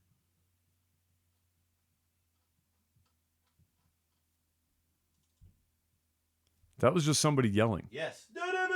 It sounded like cast. It sounded like just cast the game or some shit like that. Is what it sounded like to me. Yeah, bro. TeamSpeak's not even running. So I was thinking, okay, maybe TeamSpeak's running. And... Dude. What in the fuck? This has never happened before. No, it's never happened before. I don't know what. Nothing is running. Let me open up a new TeamSpeak here. Anyway, you can continue on with the news. That was fucking weird. TeamSpeak's not even... I just opened up a new one. There's nothing running. Yeah, there's nothing running. No TeamSpeak. And... Yeah, Okay, look, I just literally closed out all windows. Now, if I hear something else... That was weird. Wow. So, yeah, so 32 Emmys, Game of Thrones. That's bad. That's embarrassing. And the Emmys now, I mean, if the Emmys already meant pretty much nothing, they definitely mean nothing now. And if they're not hearing this... Some people are, and some people aren't. So it's very faint, though, so I suspect that it's just some people just aren't hearing it. Okay. Especially if we're talking over top of it at the time. I suppose. Yeah, that was freaking weird. No, it's coming from Jeff's headphones. This guy can hear it from the headphones, it comes from. It's Oh, coming from. there it is. I just heard again. I just heard another jingle. I'm going to put these right there. Weird. Yeah, so the Emmys now officially mean nothing. 32 awards for this season of Game of Thrones. No, it's a hard pass. Might be one of the craziest things I've ever heard. It's a hard pass, bro. No, thank you. No. Apparently Thor 4 and Ant-Man 3 are a thing. Yes, they are. Thor 4 is happening. Ant-Man 3 is happening, but we don't know exactly how soon it's going to happen. People are thinking that Thor is going to be in the next Guardians of the Galaxy for obvious reasons from how things kind of ended. So they're thinking that there's going to be Guardians of the Galaxy 3, and then you'll see a Thor 4. Right. And Thor will make an appearance in Guardians of the Galaxy 3. Probably. But other than that, I mean, listen, we knew this was happening. Also, rumor is that Robert Downey Jr. Is legitimately done with the MCU. He was asked in an interview. He said he's just moving on, and he's also slated to be in a new Sherlock Holmes movie. Oh, nice. With him and Jude Law. They've done two of them, I think, in the past. So he's doing the third one, and he's got some other projects lined up. So obviously he's not. Oh, he's cashed that check so many times now, and he's been getting $50 million a movie for big time years. cash. Yeah. He's getting like Johnny Depp money. Yes. When Johnny Depp was Johnny Depp. Yeah. So he might actually be done at the very least, and same with Chris Evans. People are thinking he's going to be done for a while. I honestly think what's going to happen is we're going to let this new phase of the MCU happen, the galactic MCU phase, and I think towards the climax of said thing, we're probably going to see Iron Man and Captain America kind of come in, maybe through some sort of time-related thing. Maybe Robert Downey's getting up there, so it's going to have to be time-related. Yeah, because but he's maybe not that. I mean, he still looks good. He's still, even Yeah, if it's but by the it's end of 5 this years. cycle, Yeah, I mean, yeah, you're looking at we're like another 5 to 7 years. Oh yeah, maybe even 10. Yeah. So, I mean, 10 years from now, Robert Downey's not going to look so young anymore. Yeah. That's going to time is not going to be nice to him in 10 more years. Other than that, let's talk about a bit of a meme. You watched the Joe Rogan podcast. Yeah, I watched a Joe Rogan podcast. I'm assuming that you saw the Bob Lazar episode.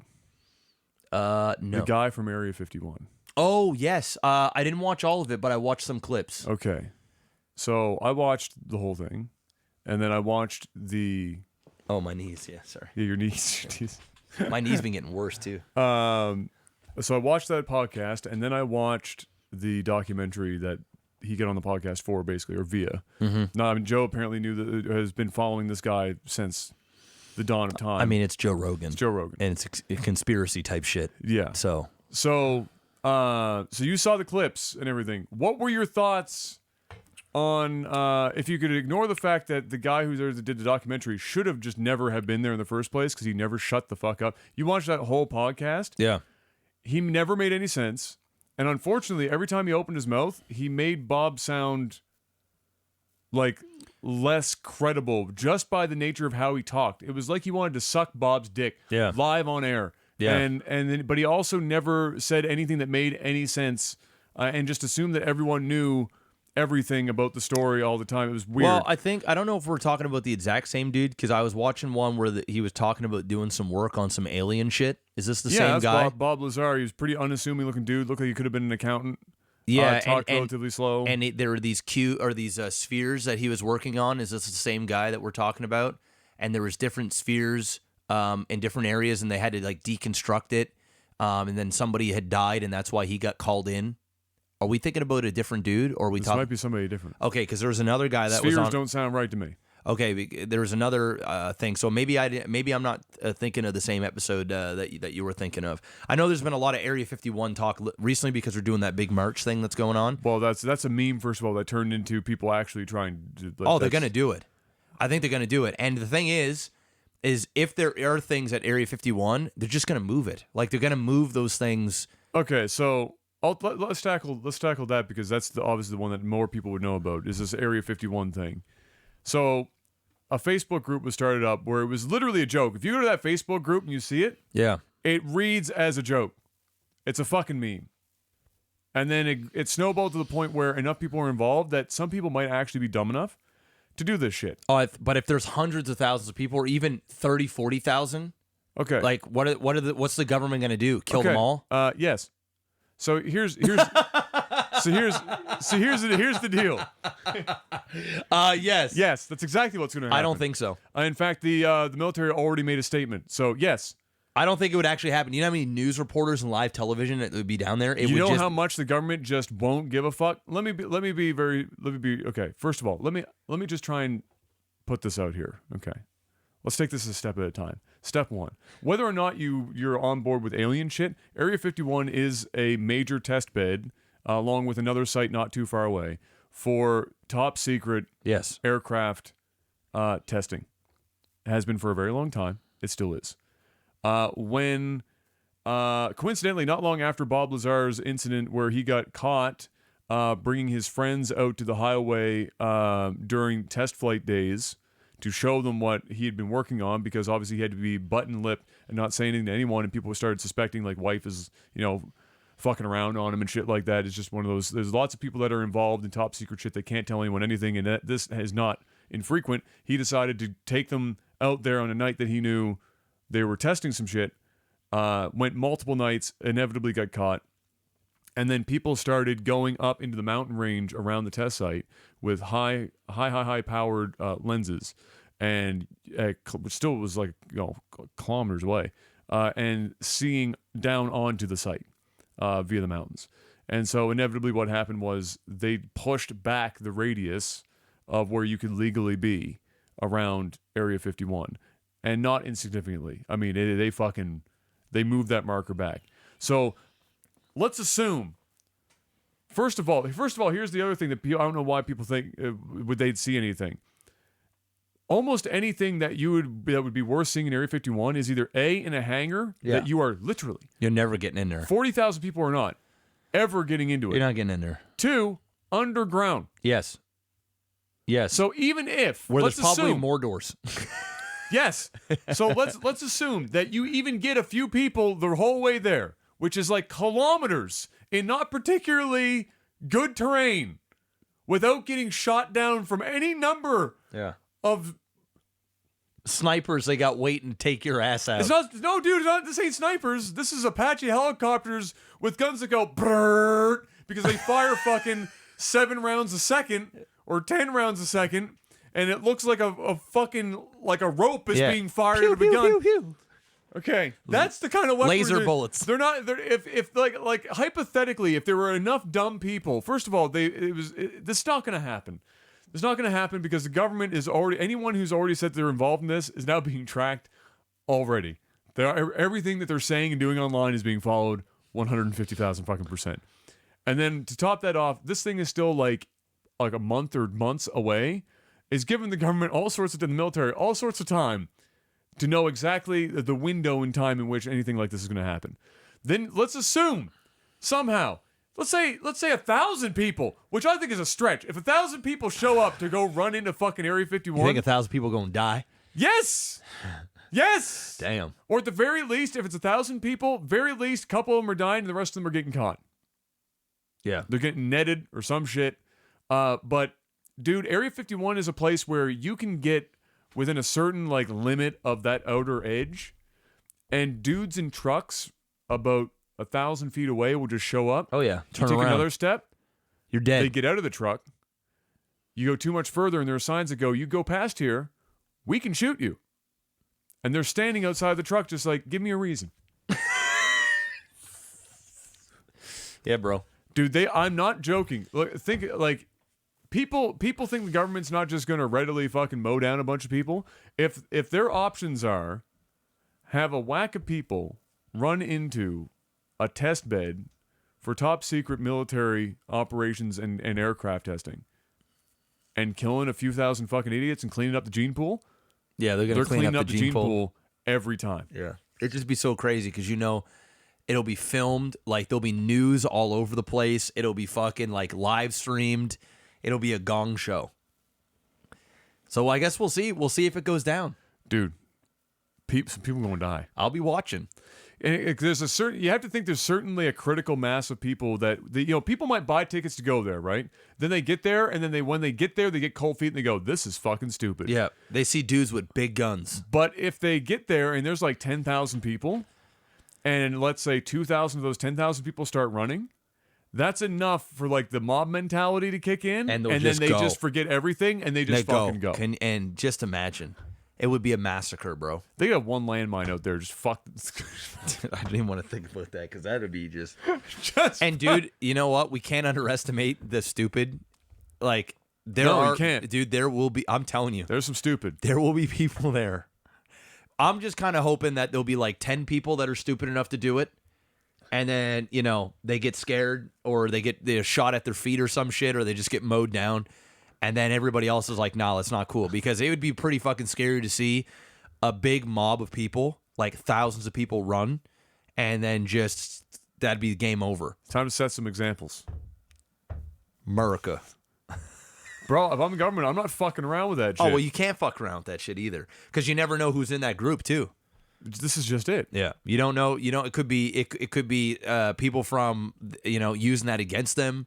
Like Area 51 is the worst kept secret, but it's also for that reason that it's been so successful.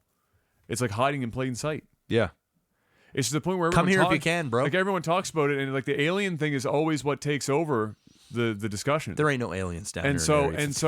So, but what it does is it makes people, you don't think about Area 51 as like some sort of test bed, or you think of it like a meme, like a fucking meme alien thing. Yeah. So this I watched the Bob Lazar episode for Joe Rogan for sure.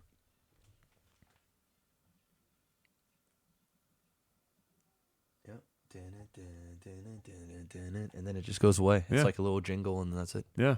Weird. So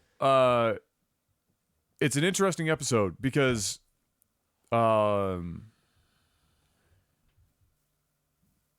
almost everyone that talks about anything alien related, right, or extraterrestrial or whatever, they all look, sound, act like either that they're in it for fame, they want the recognition, they want but they also always sound fucking crazy, right? They sound like there's some screws loose going on upstairs, and nothing really that so many of them say have any credibility to it whatsoever. It's just complete hearsay. What makes Bob an interesting individual is that his stuff came out originally like 20 years ago on TV, where he after a series of basically. So here's a timeline. I guess a rough timeline is he gets selected. Don't tell me too much because I'll go watch the podcast. Right. Okay. I'll I'll just go listen. I'll just go listen. go And everybody listen to else, go listen to the podcast. Yeah, it's definitely an interesting one to listen to. Just skip every time the guy who did the documentary talks. Is that, I guess I'll give it, this is the easiest way to say, is that the things that he mentioned decades ago are being declassified now or discovered by science now. Like as early, like a big example of that would be him discussing in terms of him. I'll say this to give enough context. So he was brought in to try and, as a group of people, try and ascertain how extraterrestrial craft that they have operated, how it flew, how anything fucking worked. That was his thing, is to begin and try and just figure it out because nothing made any sense. And one of the theories that they went with was this whole thing that in order for this to really work and whatnot, gravity had to be a wave. And so they just, to my knowledge, just confirmed gravity was being a wave in the scientific community, like not too long ago, a couple years ago. And this was like in the 80s, early 90s, and this was out back then, right? So there, and it's not just a couple things. So many things that he's said have been declassified or confirmed by the scientific community here 10, 20, 30 years later, and it just like to the point where, and when you listen to him, you watch the podcast, he's the first person I've ever seen talk about this shit where I look at him and go, this guy's not fucking bullshitting me right now. Yeah. This is some shit that this guy actually lived. The government tried to erase him, tried to delete his birth certificate, why don't they just kill him? It's the government. Because he went straight to an investigative reporter, and they released that shit on national news. Oh, so then if he died, people would be like, now it's obvious. Yeah, now. So they tried to discredit him. So they tried to remove where he went to school, for his degree, where he worked. They tried to get rid of his birth certificate. Damn. For a while, to just erase him from reality. How scary would that be, though? If wild, bro. Like why? But why would he do that? Why would he come out publicly about all this stuff and backstab? Not only his. I can't remember if they said the specific reason. Like, is he looking for fame, or is he just like one of these? And he's never taken money of all the years he's ever done stuff, in which he's done very few interviews. Yeah. Because the experience when he did release it the first time, his whole life got fucked. Of course. So like, you got to have some serious motive to do this. Right. So like, he's obviously not in it for money or fame, because none of that happened, and his life got kind of fucked by doing it. Like, it's something that you would do like on your deathbed. And so just like, that's just it. Is that in the podcast you listen to it, he definitely has some more shit that he hasn't said, but he doesn't. And he says in the podcast, he's like, I'm trying to talk around some shit because I don't want more trouble than I've already had. So, here's the thing: if there are, even again, if you remove the extraterrestrial aspect from it, and let's just say it was a hotbed for, which it is to a degree, for testing top secret shit. Yeah. You have people that are basically being flown in to work there for days or hours at a time and flown out. They can't talk to anyone. They can't do anything. Their lives are fucking, you were a slave to that shit. You do that since the 40s. Somebody at some point is going to leak that shit. It's the same thing. It's the same tune. Almost sounds like a subscription. It sounds like tune. a subscription tune, Yeah. I have nothing playing. but there's nothing playing. I know. That's wacky, bro. I'm gonna do a full system restart after Yeah, this. that's fucking weird. So yeah, that was so. What made it interesting to me was that listening to him speak, he was the first person that I was like, this person isn't just fucking whacked out of their mind. Everything that he said, he didn't look, body language wise, it didn't look like he was sitting there trying to make shit up on the fly. He didn't speak, he spoke very specifically only about his experience. So if Joe was like poking and prodding about something that like might have been there but was something that he didn't personally have hands on, he wouldn't go anywhere near it. He wouldn't talk about it. He only talked specifically about what he did during his time there, how he got caught just before the premiere or whatever of the documentary. He got raided by the FBI. So there is something he has said that is, or a few things that are obviously that are true enough. Yeah. Right. So and so for me, he's the first person I've ever heard to talk about any of this shit where you go, okay, there might be some fucky shit going on here. So what was he saying exactly? Like alien shit? They had multiple. Oh, multiple alien like over like a dozen. And the US isn't the only ones that have it. There's a couple of governments in the world that have a couple. And they're not just apparently... What about aliens, like physical beings? He never spoke to any. He said, Joe obviously asked him about that. He said, I can't speak to that because I was there for one. He said he worked on one specific craft. When he was out around the base, from a distance, he saw a few others. Did he ever explain? Did he describe what they look like? They described roughly what some of them looked like, and they were all very different. But he said the thing is that it doesn't really matter what they necessarily look like or the shape of them, because at the end of the day, their best guess, they were forming their own gravitational fields. They were fucking with gravity. You fuck with gravity, you can do literally anything. You bend gravity, time doesn't really fucking matter anymore. So the very, very interesting. I gotta listen to this. This is crazy. Yeah, and he's like down here the whole time. He's not up here excited, but he's down here, and he doesn't even want to really be there. He says multiple times, he's like, I didn't even want to do this interview. People come to his house. See, that's the thing. And sit outside his house. Yeah, that's the part that where I hear these people say shit like that. It's like, why would you ever come out and ruin your life like this? You know, you have a duty as a scientist or the top of your absolute field. I mean, but he wasn't really. He was a dude that had done some crazy. He did some crazy shit in his garage. Government. His best guess is because Joe's like, why did they pick you? And he was doing some crazy shit in his garage with like some sort of rocket shit, whatever the fuck. And he was an engineer or whatever, right? He did have legitimate science degree and whatever, but it wasn't like he was already working for the government in some super high end thing. It was like his best guess was, he said, they have a lot of different people trying to analyze this shit. Yeah. And it's like they want as many different types of minds, of course, to see it. So for him, he was somebody that thought outside the box, like the stuff that he was working on at home. So there was like they wanted somebody who didn't just think in the typical ones and zeros. Yeah. You would think that the government would have some kind of clause, contract, something that, like, if you fucking say anything, he did, your life is done. They threatened him a bunch of times, and he said that when the thing went national on the news.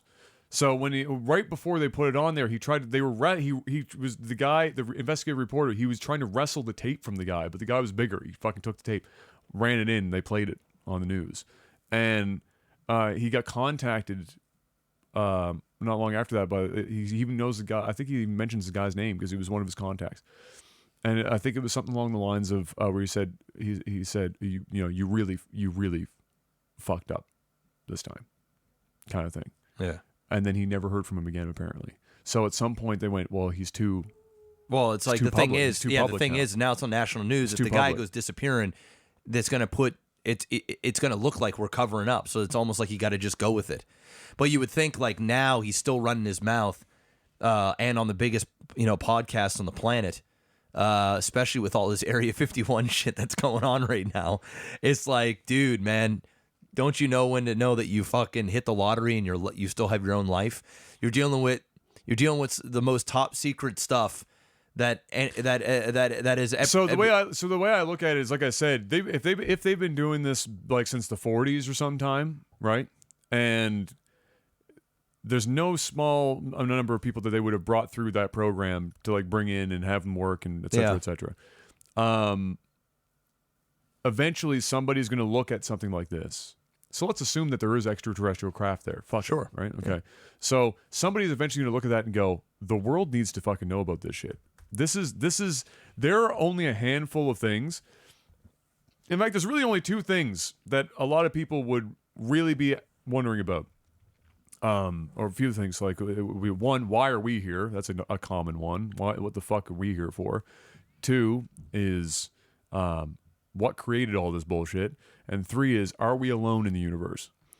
That's like the trifecta of the big question marks. Yeah. Why are we here? Who created us? Are we alone? We're talking about a bunch of people going through a program where allegedly they're hitting number 3 here as we know the answer to this question, and we're low-key downplaying it and memeing it so that the public just goes along, at large, just goes along with it. Yeah. And doesn't take it seriously. Yeah. And we're reverse engineering and have been for like 60 years or some shit. Does he say when? Does he ever mention? And I'll do this. I'll watch it. But yeah, for sure. Does he ever mention like newer crafts, or are we talking like this only from the 80s? This is what we found, and that's it. Or has there been? He didn't.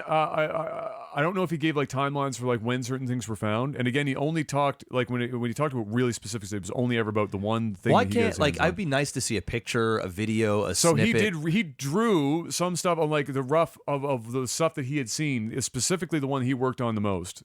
And then and he describes it. What the Who is inside this dude? book, What's his name again? Bob Lazar, Alzar. Yeah, now. So one of the interesting thing was that he said was that. Oh yeah. No, this is the dude. The guy? This is the dude. I do believe that I was watching on the podcast, and he was talking about working on some spheres. I don't remember spheres, but yeah. There was the one that he was working on was more of a circle thing, and then maybe that's what you're getting. Then there was multiple ones in different hangars. So he saw different hangars, and there was one that looked like the traditional straw hat. Yes.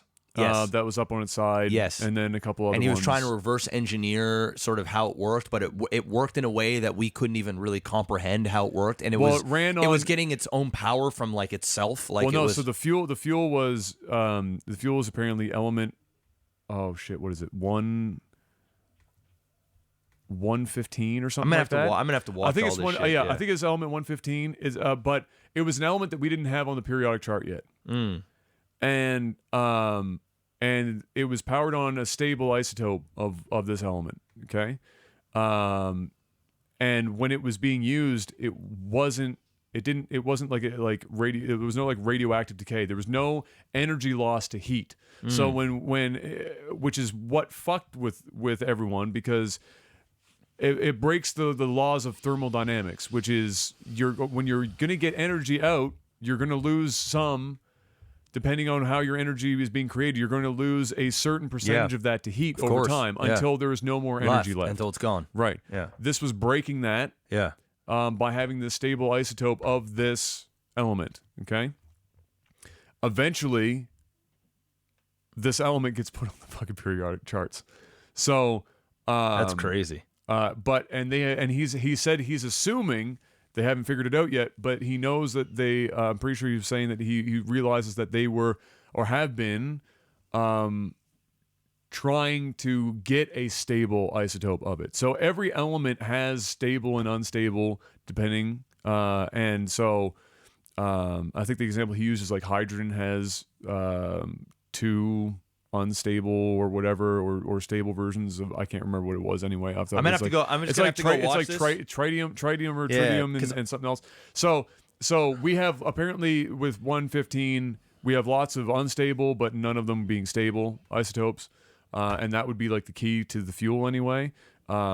They don't know what the crafts were made of. All they know is that everything from basically the outside and the inside was the same material. Everything was the same material.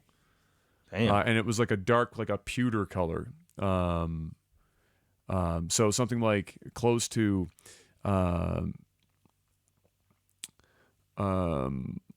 Amos Pewter. And you watched this documentary too? You Yeah. ended up watching, and that's on Netflix? The documentary's pretty shit. Is it? There's a lot of good stuff in it. It's just really shit. Yeah. I mean, they Better off just listening to the Rogan podcast. I would still watch it just because it might give you some more context to the podcast. Yeah. And it's not like super long, but I mean, for God's sakes, the motherfucker got Mickey Rourke to do the voiceover, and you can understand every fourth word coming to Mickey Rourke. Yeah. It's me, right? And it's Drugs.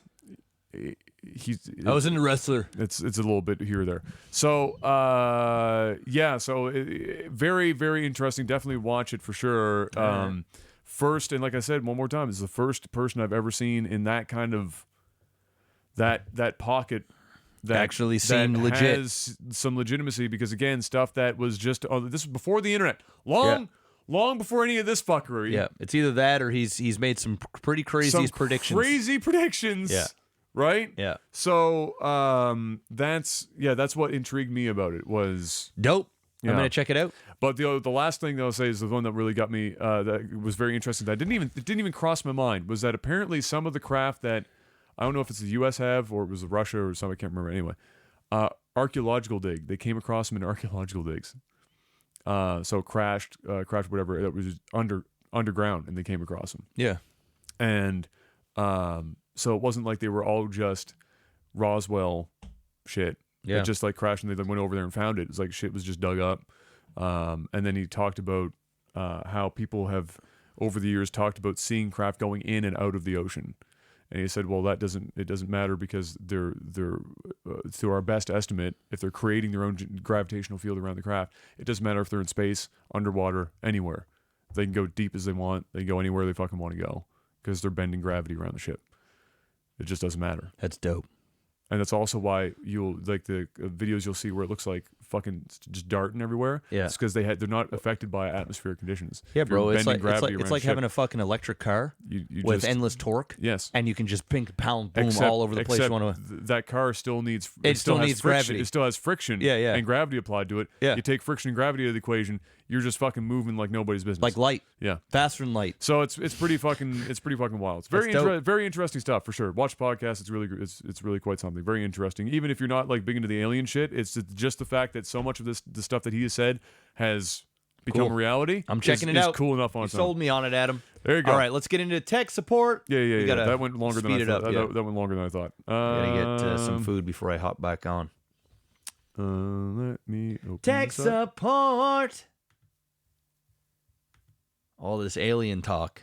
Doodly. Yeah, that Area 51 thing is freaking hilarious, though.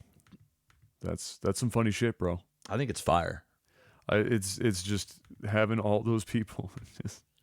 I'll definitely be tuning in on that day. I'll tell you that, and I'll be turning it off depending on how. If I start seeing people run, I'll be turning it off because I don't want to see. I'll come back to this later. Yeah.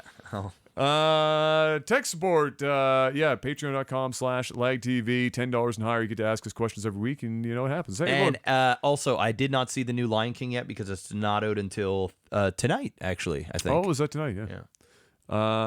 Chico asks, hell yeah, my boys are back, and we out here ready to storm Area 51. Hell yeah. Hell no. Which conspiracy theory do you wish was true? Aliens. Aliens would be good. Hell yeah. I don't even look at it as a conspiracy theory. I just think that it's like mathematically it's got to be it, right? Like if you look at it like this, even the known universe to us, which isn't the entire universe, is just what we can see to this point, is fucking huge. Well, it's huge, but mathematically speaking, Yeah. it's almost also extremely difficult to believe. It's not difficult to believe that other life exists. I mean, it's basically a Well, given. it's the intelligent life is the difference, right? Yes, but I mean, still though, yeah.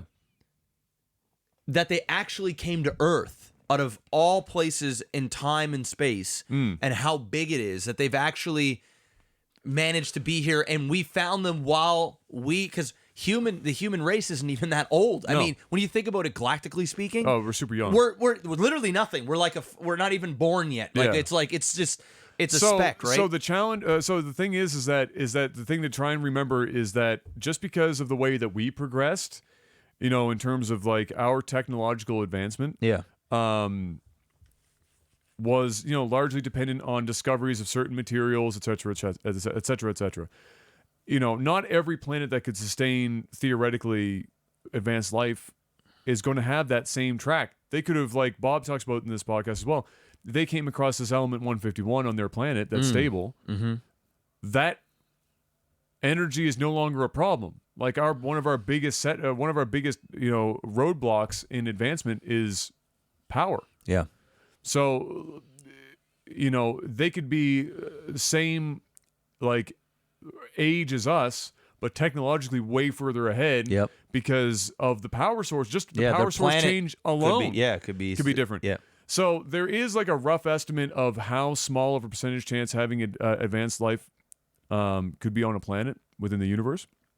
And it is a fucking miniature number. But there's so But many the problem planets, bro. is that the universe is so fucking vast. I mean, it doesn't...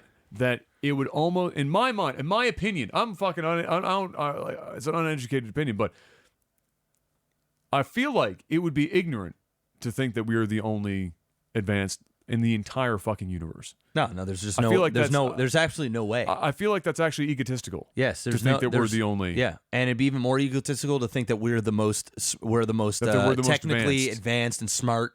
I mean, and Jesus. as for why they'd come here, I mean, think about it. What are we doing? We're looking for other fucking life. Yeah. But we're limited in our technology. Yeah. If they're advanced enough to come here, why wouldn't they be advanced enough to fucking have discovered that we were here before they decided to make the trip? That is true. Like, if they can get here by ship, how in the fuck would they not possibly have a reason to believe that? Yeah. They can see that something's going on here. So. That's definitely the one. I think that's the one a lot of people are fucking pulling for. Yep. Really. I'm pulling for it. I'd love to see it within my lifetime. Yeah. Just to know it exists. For sure. It's cool. Scary, but it's fucking cool too. Exactly. Well, hey, they haven't come kill us yet, so. Perfect. Exactly. I think that'd also be kind of cool if aliens came down and they were like, "You're all fucked."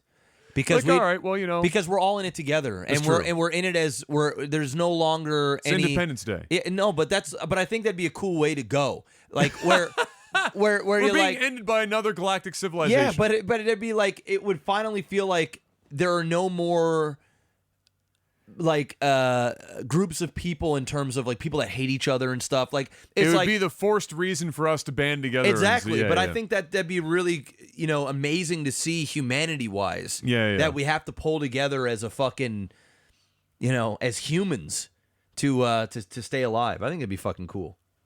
I don't give a fuck. It'd be scary as shit, but it'd be cool as fuck too. Vulcus, neither of us played Dead by Daylight, so I apologize for not being able to give you an answer to that question.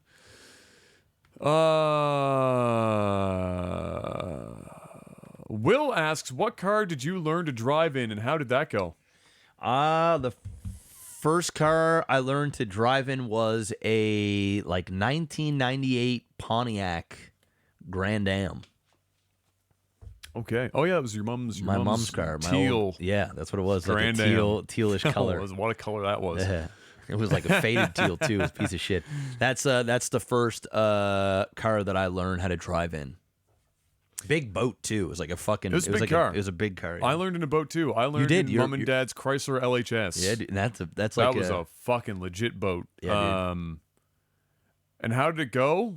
Well enough. Yeah, so mine was fine. the upshot was learning to drive in a bigger vehicle first meant that driving most anything else wasn't like a huge deal. So learning to drive Dad's truck later on in life wasn't as big of a hurdle. Yeah. When I took my license test and stuff, it was in a fucking '96 Pontiac Sunfire that the suspension was completely shot. You took a corner and the car just about flipped because there was nothing left of the shocks, nothing left of the suspension. It was bad. No power steering, no nothing. But yeah, it was the LHS was the first one, and it was super long. So getting used to the size of your vehicle and stuff was easier. It was kind of like when Mom said when she learned to drive in Grandpa's like '70s Cadillac. Damn, and that's a boat. That's just bigger than a truck at that point. That's a limo. Just fucking huge. Yeah. And so like once you drive that, she said trucks and everything else was whatever. Because you just learned to drive in a car that was like 25 feet long. Mm-hmm. you just got used to it. But yeah, nothing crazy happened. Driving wasn't something that came particularly hard to me. It was pretty easy. Wasn't anything Yeah. difficult. Still no real accidents except for whenever somebody decides to hit me. Shout outs to I've said this before. Halifax is getting worse, dude. This Terrible. place is getting fucking weird. All my accidents have happened from Somebody people hitting else. me. Yeah. Yeah. And doing like innocuous shit, just like sitting there and somebody just fucking hits you. Yep.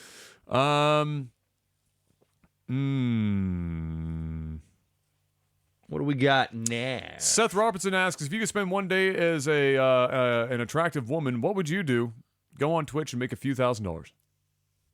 You nailed it. You absolutely nailed it. Yep. That's it. Graphics asks, as you were just discussing Netflix and its future on the podcast and how you don't watch much Netflix lately, did either of you watch Love, Death, and Robots, the collection of animated Dude, short I stories? heard so much good shit about that, and I haven't watched it yet. If so, which episodes did you like best and why? If not, you should watch it. Some of the episodes are fine. Some are just weird, but it's an interesting ride. I watched them. I thought there was overhyped shit, to be honest with you. All right, great. There was one that I found remotely interesting, and the rest of them I felt were boring. There wasn't much of a hook to any of them, even as a short story. Two of them I found interesting, and usually it was more visually speaking than necessarily what was going on. One was visually and from like the story, if you wanted to call it was very, very well done. And then another one was just kind of cool conceptually. And then the rest of them were fucking, I was sleeping, bro. It was like people talked that shit up like it was people incredible. talked it up big time for me And too. I just haven't watched it yet. I watched all of them. And there you go. shit ain't it, bro. It's a hard no. One of them though, It's the shit. pretty fire. All The right. other one, concept Good cool. enough. It was like watching a concept for like a movie that would probably be pretty cool. Like an action movie type deal. And then everything else was just fucking whatever. It was Oh, whatever. there you go. It was whatever. That's all I've got, Jeff.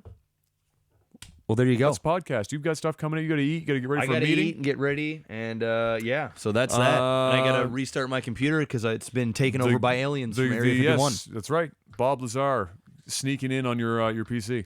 Ladies and gentlemen, thank you very much. Hit that like button. Hit the bell so you can get notified in the future for videos and etc. Once again, keep tabs on social media and otherwise. We'll keep you abreast of the situation as far as where the live version of this podcast will be taking place in the coming weeks. But thank you so much for coming by. Hopefully you guys enjoyed yourselves as always. And again, patreon.com/LagTV if you want to help monetize and keep this train moving. Until we see you guys next week, do us a favor. Stay safe. Have a good one. And peace.